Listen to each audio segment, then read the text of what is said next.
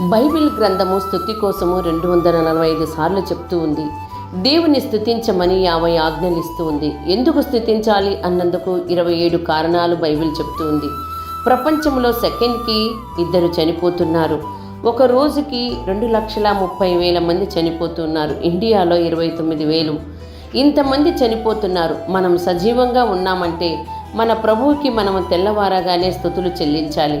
ప్రపంచంలో 5 కోట్ల మందికి మతి స్థిమితం ఉండదు.